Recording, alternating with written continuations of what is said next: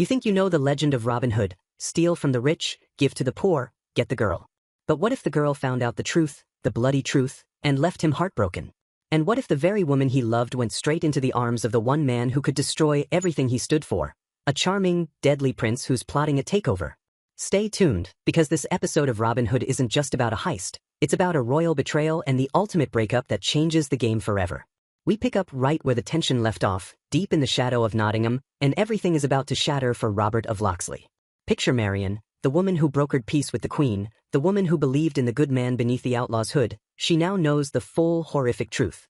Her father, the Earl of Huntingdon, dropped the bomb. Robert, the man she loves, the outlaw known as Robin Hood, is responsible for the death of her brother, Aran.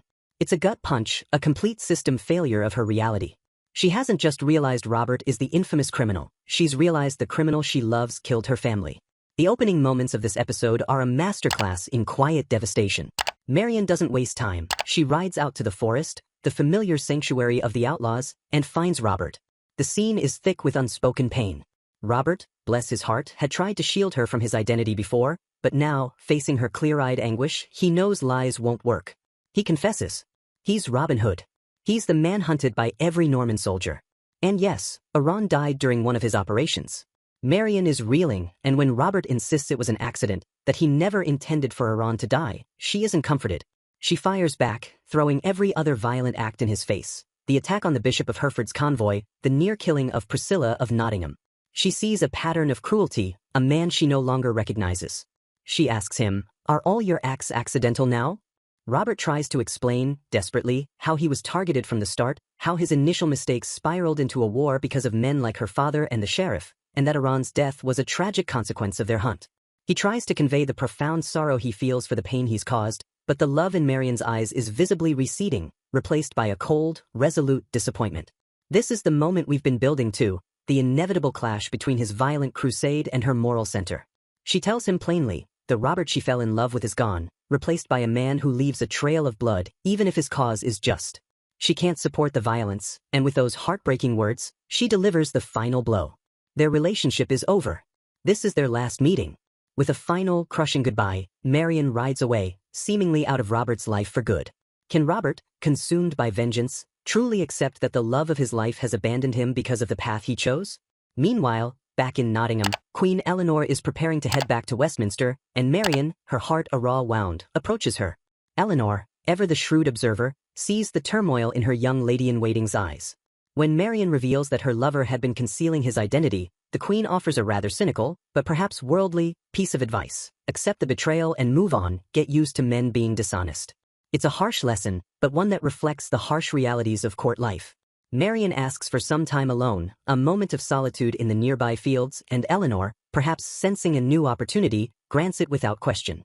It is in these desolate fields that fate, or perhaps the Queen's machinations, intervenes.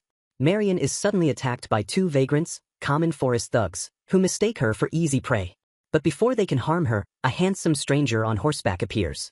He's charming, he's decisive, and he scares the attackers off with a flash of steel.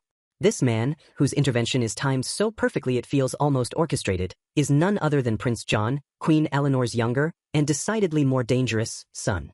He's arrived back in England unannounced, a true surprise to his own mother. John is immediately captivated by Marian, and his charisma is potent. Marian, still numb from her breakup, is clearly drawn to his looks and his effortless charm, even though she has no idea she's speaking to royalty. He takes an instant liking to her, and the seeds of a new, potentially explosive romance are immediately sown. John, never one to wait, invites her to a private party to celebrate his return from France.